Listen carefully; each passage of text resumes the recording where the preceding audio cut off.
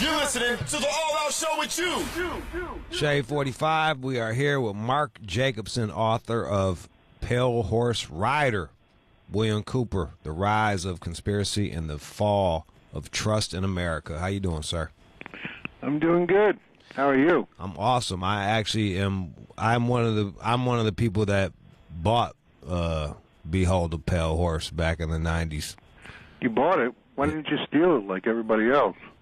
Cause I don't know. I just paid cash. Because maybe I did steal it. I don't remember, but I just know I have it. No, I think I. Yeah, no, it's that book is still the #1 selling book on Amazon in the occult information. Yeah, it's 28 years old. It's still #1. It's still cooking. It's still going. Did you obviously read the book? Did you know the man at all? I never met him. Well, you know, I never met the man. What made you interested in doing a book on Behold the Pale Horse? Well, it's a long story, but there's basically a couple of different incidents that happened that made Bill Cooper stick in my mind. The first one was his theory about the Kennedy assassination, which I came upon one time. A friend of mine just said, "Look, you got to come over and see this tape that I have." And it turned out it was the Zapruder film, which I hope your listeners know what that is. What is it? Just in case they don't know what it is, what is the Zapruder film? Well, the Zapruder film is the only record of the shooting of President Kennedy. Okay. It was shot by a guy named Abraham Zapruder, who was a children's clothing manufacturer in Dallas. And he shot the film, and then Time Life bought it from him and held it for 50 years. They gave him $150,000 to hold on to the film, which is the reason why nobody saw it for years. It's interesting, if you want to dig into it. But in any event, at that time, you couldn't see the film at all, so my friend, he put this on, and I said, "This is a Zapruder film." And he says, "Just watch the driver, watch the driver." So I'm watching the driver. He says, "Look, he just turned around and shot the president." I go, "Wow, really?" We ran it back a few more times, and, smoked a couple of blunts, and then, I said, "Yeah, I could see it." And then I said, "Where'd you get this film?" He said he bought it from a guy named William Cooper. So that was one thing. And then a few years later, several years later, I guess, I was walking down the street in my neighborhood, and I saw an old dirty bastard sitting on a stoop. And I knew it was him. He didn't know me, but I knew him. And he was reading Behold the Pale Horse. So I said, "Well, this is a weird coincidence," And then later, when I talked to him, I said, he remembered me, and he said, "Well, I asked him, what's the deal with, William Cooper?" And he said, "Look, man, this is like a few months before he died. I mean, I asked him how he was doing, and all he said was Haldol, which is a Thorazine-like drug." And he said, "Look, people are always trying to fuck you, and William Cooper is the one that tells you who's trying to fuck you. And when you're somebody like me, that is a very significant piece of information." So with those two things together, I got more interested in William Cooper, and I began to dig into his oeuvre, so to speak, and I decided to write this book. He started off as years later, I came up for air. I found the book. It was like me reading the book. Half the shit made so much sense, and then the other half I was like, it seems so far-fetched. But what I found really crazy was he called like a bunch of shots. Like he named a bunch of names that didn't mean anything to me at the time, and then when I went back and looked fucking 15 years later, 16 years later, these people were major players on the world stage. Dick Cheney, off the top of my head, is like one of them who he mentions in the book. Well, he was into a guy named John McCloy. Do you know who John McCloy was? No, not at all. No. John McCloy is somebody you might want to check out. John McCloy is one of these guys who is really the architect of what you might call the New World Order. He was the head of the CIA. He was the head of, at different times, he was the head of the CIA. He was the head of the World Bank. He was the head of the Chase Manhattan Bank. You know, he was the top. He was a lawyer for the Rockefellers. He's the guy when he was in Roosevelt's cabinet who vetoed. They were going to bomb the rail lines to Auschwitz. So you know, because they knew that people were getting killed there, and John McCloy vetoed it. And he's the one that made it not happen. And also, he's the architect of putting the Japanese Americans in the concentration camps during World War II. And this is quite a resume, if you ask me. And Bill Cooper was into him. He knew about him, and even now he's a very well under-recognized person. But Cooper, he just knew these things because he did a lot of research and he did a lot of reading. Yeah, you spoke briefly, or you speak about silent weapons for quiet wars. Oh yeah, that's a masterpiece of some sort. And he said he found that in that was found in a printer. Yeah, that's what they say. Were they able to verify that? Yeah. Basically, I think it might have been found in a printer at one time, but you know, it was probably written by a guy named his last name is Van Dyke. He claims to have written it, and it's one of these kind of documents, which is, you know, Bill Cooper's book, Behold the Pale Horse, is full of these kind of documents. They're not exactly what he says they are, but they're very interesting if you read them, because there's a lot of interesting information in there. So the Silent Weapons for Quiet Wars, which is one of the idea of the shock test, these kind of silent shock tests that make people, you know, they kind of debilitate people's minds, so they'll put up with more shit than they used to be willing to put up with. Can you give me an example of one for people listening? Well, you know, like just changing the price. There's a whole long thing in Silent Weapons of Quiet Wars. Just sort of like by manipulating the price of like gasoline, for instance, like that, you know, making it like go up 20 cents a gallon in one day for no reason. It kind of puts people off their rhythm. Yeah. And little things like that. That's what he pointed out. Like little small things like price rises, price drops. I mean, it's basically an economic document. So, like, if you're you want to go get gas, and you know, it's suddenly was $3.20, and now it's $3.80. Yeah. You go like, wow, man! Every time it clicks over one more gallon, it's bothering you, and then you get more, and like it's just these things add up after a while. And then they'll bring it down to $3.40, and then you're grateful because you're getting then you're grateful. You're getting fucked by a donkey dick instead of an elephant dick. Oh man, this is great. Yeah. You know, but I mean, it's like things like that. It's not like big things. It's like little things. And he has and if you look at that document, it's full of all kinds of fascinating little kind of factoids. What were some of the things that Bill Cooper? He came from U.S. Naval Intelligence, so he came from within the system. What do you think made him turn away from the government? Well, I think it's really pretty simple. I mean, he's a guy who's raised in a military family. Almost all the males in his family were Navy or Air Force guys, Army guys. It used to be the Army Air Force, but it was before they actually had an Air Force.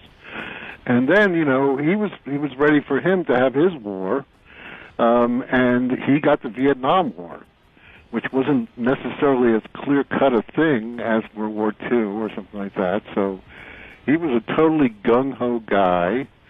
He goes to Vietnam. He's under the impression that he's fighting for American freedom and the American way of life and defending the Constitution. And then when he gets there, and he notices that maybe things are not quite the way they were presented to him. you know, that the people, the Vietnamese there seemed to be well, he got the impression that he wasn't the good guy, you know, and I think that was a huge effect on him. And it was something that it rippled throughout the rest of his life. That sense that they would lie to you on that level, that all these people would get killed, and, you know, 4 million Vietnamese people got killed in that war, and it was 56,000 Americans. That's a serious amount of people. And you know, and it's all, Cooper comes back from the war thinking like, well, that was just a bunch of shit, you know, and a lot of people feel that. To me, I make a big point about it in the book, is that's really the kind of the beginning of what we're talking about now. That sense that, you know, what they say, or what whoever the they is that you want to say is the they, are not necessarily telling you the truth, and they're not, you know, and it's something you have to look out for. But the society is so complicated now that you can't even figure out what's the truth and what is a lie. What were some of Cooper's predictions? Well, the most famous one is the 9/11 prediction. This is the one people always talk about. And I would say that, I mean, I believe that a lot of these conspiracy-based predictions are not really predictions, in the sense that they're more of like, you know, it isn't like a detective work, like when, you know, some PI, you know, some private detective goes out and attempts to solve a mystery, because you already know who did it. You know it was the CIA, or you know it was the Illuminati, or you know it was these people.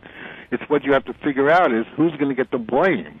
Mm. And, you know, in other words, like, well, if 9/11, if the World Trade Center buildings were blown up by, you know, George Bush, or whoever you want to say did it, well, who are they going to put the blame on?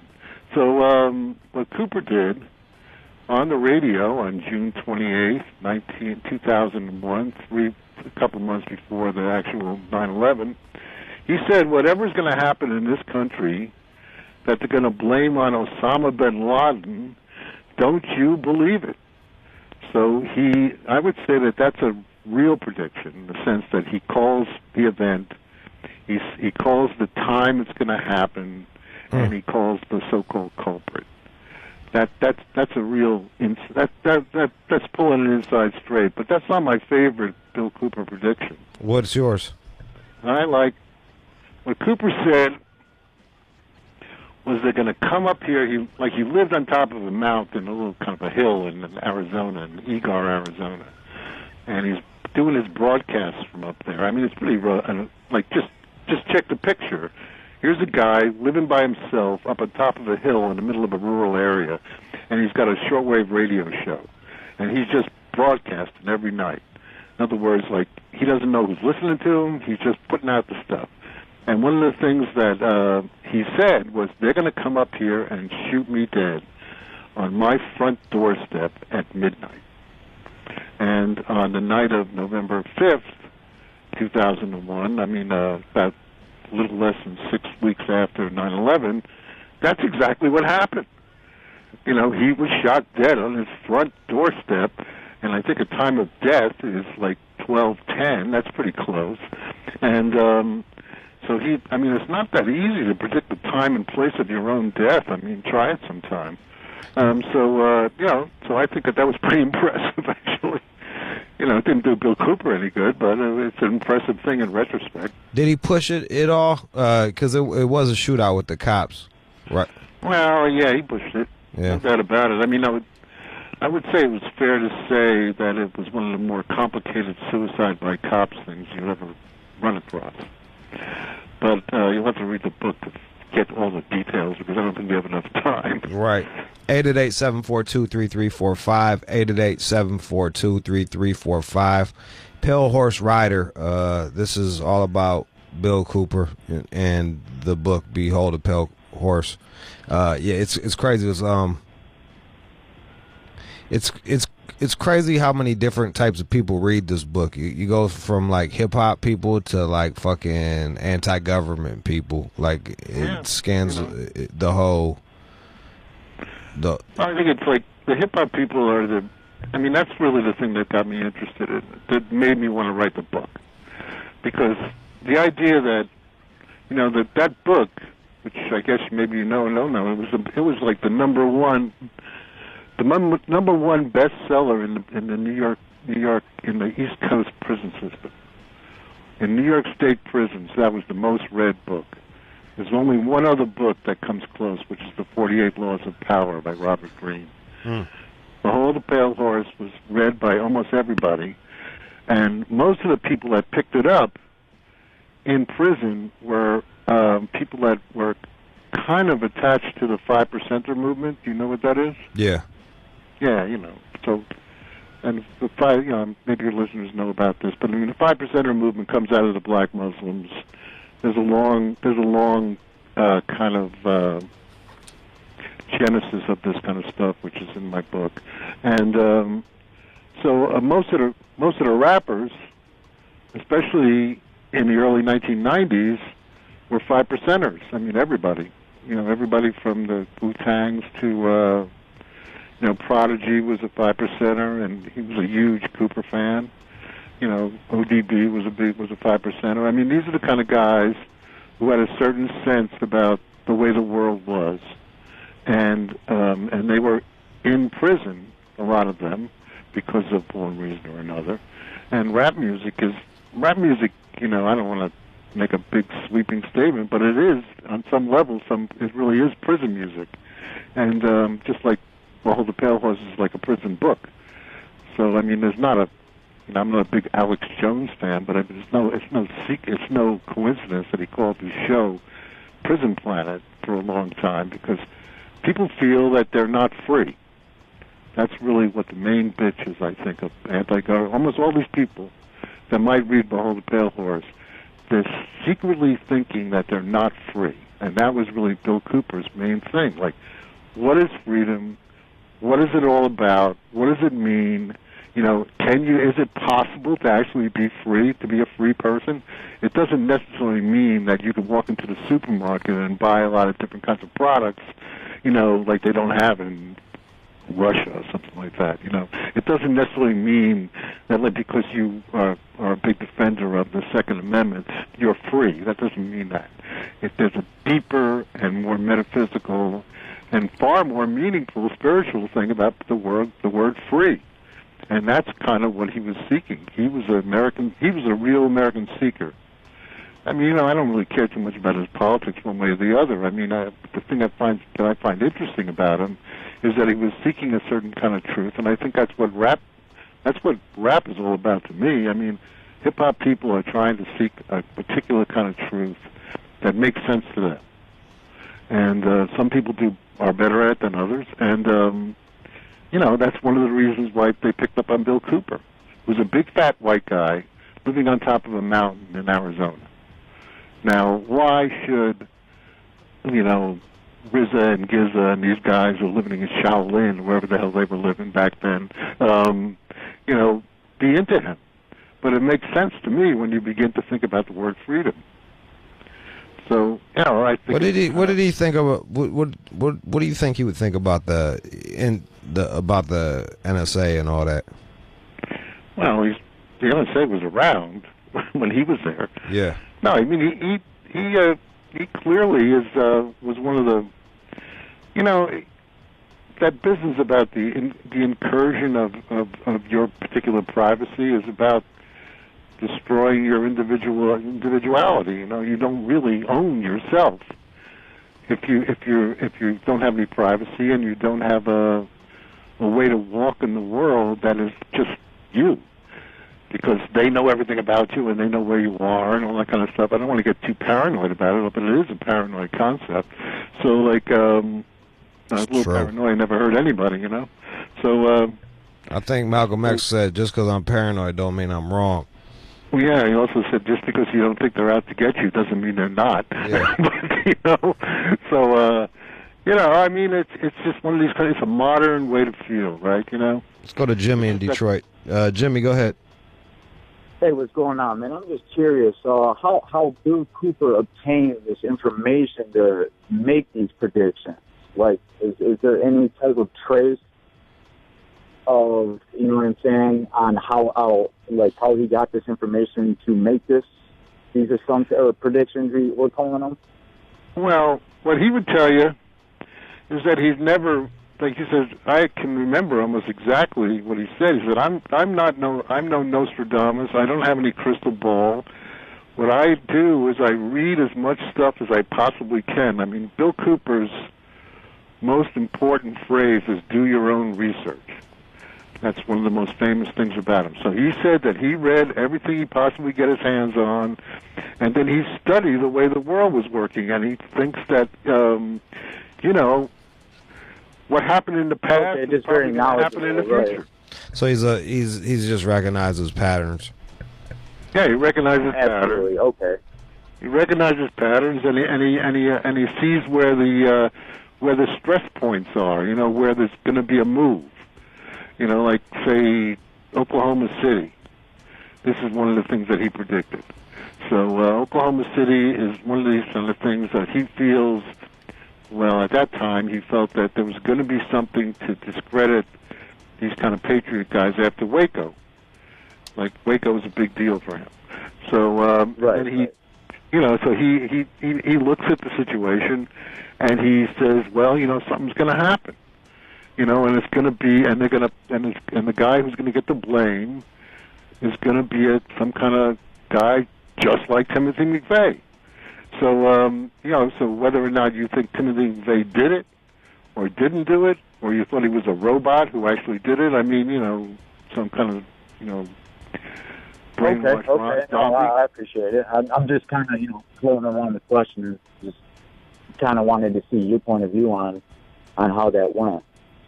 But yeah, no, I mean, I think it's just about reading. It's just about doing your research, looking for the patterns. I appreciate it. Okay. Yeah, that Waco shit was crazy. Because the Waco thing didn't get much press in most of the normal so-called mainstream news things because they figured these people are just nuts. But and maybe they were nuts. But the thing is that you can't just burn somebody's house down like that and kill all those people, and think that and then blame it on them. You can't do it. It's just not fair. It's not right. But they did. So, then that's exactly what happened. They fucking incinerated those fucking people. And you know, they had a lot of weird ideas, but that since when is you're that allowed to? You're allowed to have weird ideas. Yeah, you're supposed to be able to have weird ideas. you know, I mean, shit, man. I mean, what people kill hundreds of people, get off. You know, those people. What gave the government the right to put the death penalties to those people? So, you know, those are the kind of things that make you feel like, well, I don't trust these guys. You know, and not only I don't trust them, but I might hate them. So let's go to P. They add up. PJ, New Jersey, go ahead. Hey, what's going on? Hey, so I had 2 points. My first question was, how can somebody come to the conclusion that Osama bin Laden was going to plot 9/11 so many years beforehand? It's paranoid coincidence. When somebody is given a whole bunch of money from a government that knows we do shady shit all around the world, well, I'm Joe, or, you know, it's not like a cover-up. We know what's going on. They had pigs, everything. So when we're given this person who has extremist views, yeah, maybe they go nuts. You bring up these different things, but they're all coincidences. You say that he was somebody who was basically broadcasting on a whatever you called it, radio. He didn't know if anybody was listening. But so what? That sounds like Alex Jones to me. Alex Jones goes around saying that frogs are turning people gay. And what if frogs turn people gay one day? That doesn't mean he was right. No, he just said he said there was something that was something that was turning the frogs gay. You misspoke. Well, right. I mean, well, if you look at this situation, I mean, it's not the same thing, you know? I mean, like, I'm not trying to make a big case for Bill Cooper being, like, a great genius. I'm just thinking that, like, well, he happened to be right. You know, he happened to be right. And it's true what you say, that it might have been a coincidence, but he happened to be right. So, and the fact that... He said someone's going to come up here and shoot me. You know, the exact date and time, I'd have to look that up. But if he's alone in the woods and somebody wants to kill the guy or somebody runs up, there's crazy people out there. There's hunters that might have. It was the cops. Who knows? It was the cops. It was the The cops. cops. So the cops ran into the guy's house and shot him. Well, you know, you gotta know the context of the situation. Yeah, PJ, you're You right know- you're right to fucking be doubtful of this stuff. You should be, but I don't think you have all the information either. Well, also, you know, what I'm saying is I wrote this book about this guy straight down the middle. I don't have a axe to grind to say that he's a great genius, or I don't have an axe to grind to say that he was just a fake. I mean, I think he was an interesting guy who touched a lot of people's hearts in different places, as Jude was saying. You know, like different kinds of people responded to him. Like, why is that? So whether or not he's on the 100% on the level or not is not for me to decide. I'm just a journalist who's looking at things that I think are interesting and I'm trying to find out as much about it as possible. Let's go to Rod in Savannah. Go ahead, Rod. Hey, what's going on, man? How y'all doing? Good, man. Go ahead. I was kind of curious of where you might think Bill Cooper, the gentleman was stand. Matter of fact, where you stand on like these recent mass shootings, say like in Vegas, where the guy killed 40-something people at the rock concert, or either the Pulse shooting in Orlando, the nightclub shooting. Like, would you think that he would think these just random acts of people just losing it, flipping, and killing people? Or could it be a play, like you say, like play to discredit people from like bigger issues that's going on in the U.S.? Well, that's a good question.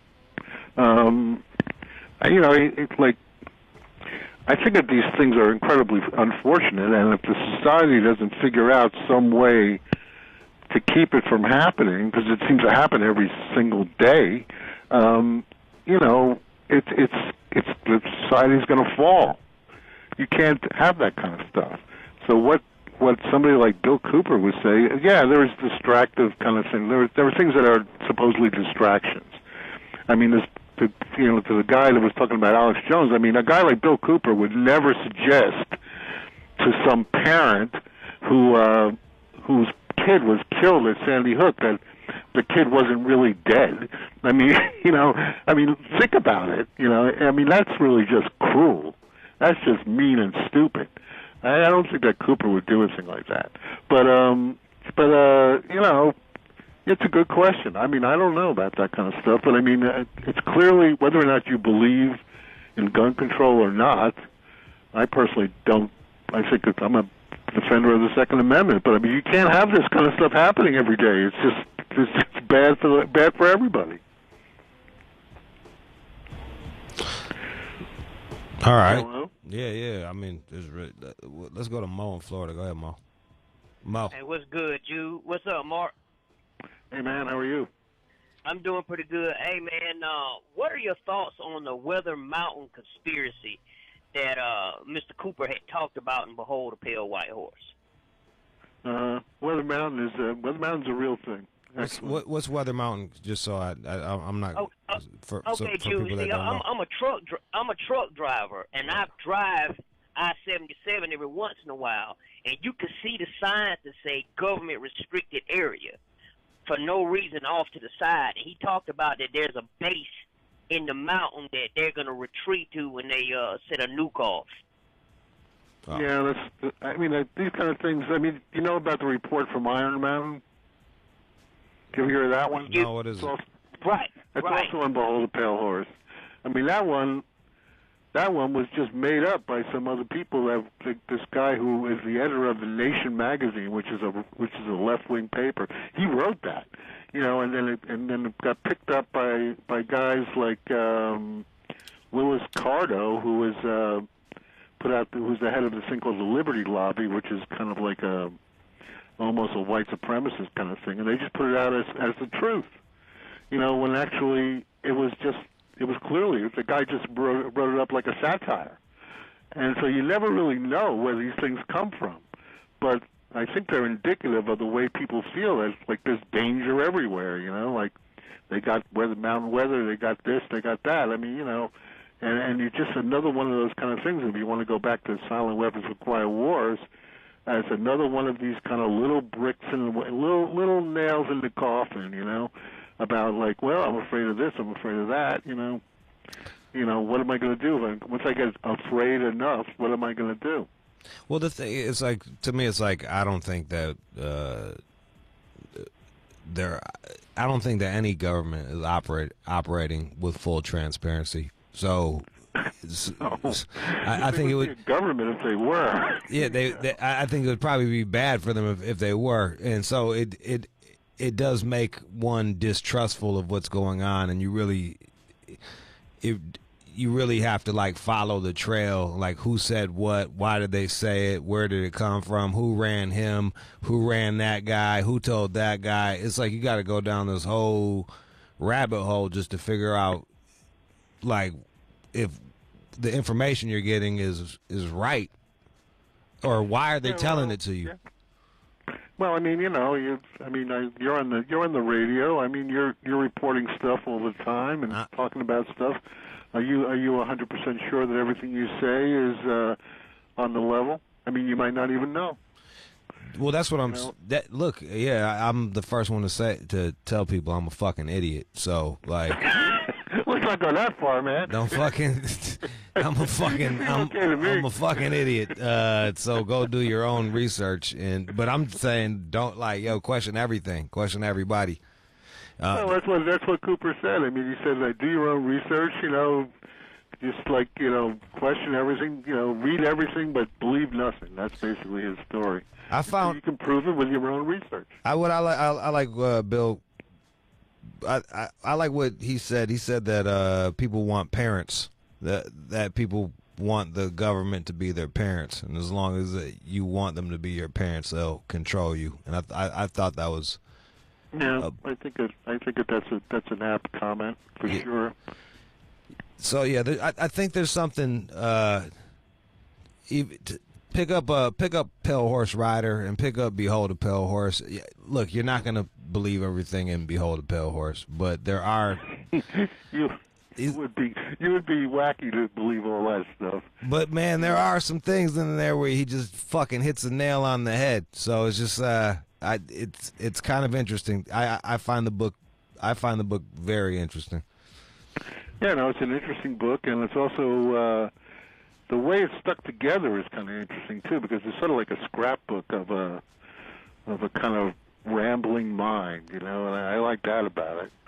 Because it's all different kinds of things thrown together, and it kind of somehow it comes out to be a picture. You're covering the you're covering the El Chapo case, right? I am. I just got done seeing the man in person. Why don't you give us a call back when you're done with that, and I'd love to hear more about that case as well. I'd be happy to do that. Can I do a couple plugs here? Plug everything you want, man. Go ahead. All right. Well, I would like everybody to listen to. Everybody should follow me on Instagram, Pale Horse Rider Book, and there's a ton of stuff about Bill Cooper there.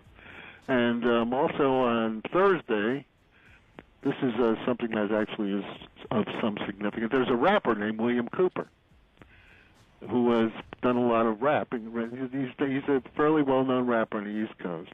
And when I started doing this book, because there's all this stuff about rapping in it, I ran across the rapper named William Cooper. Now, how William Cooper got his name, Killer Priest, who is a Wu-Tang guy, gave him his name. He said, you should rap under the name of William Cooper.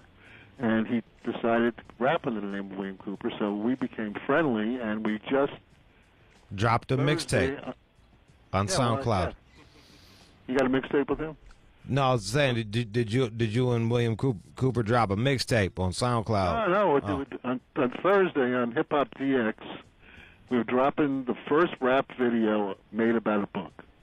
And it's him rapping along with a woman named Autumn Turner, who's great.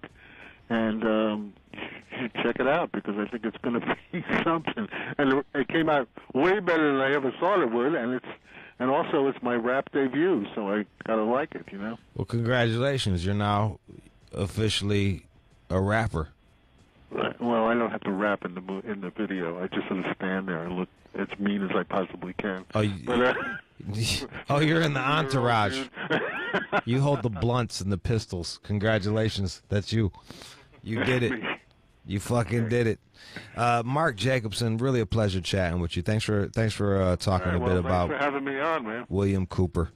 Bill Cooper, Behold the Pale Horse is his book, and Pale Horse Rider is Mark Jacobson's book.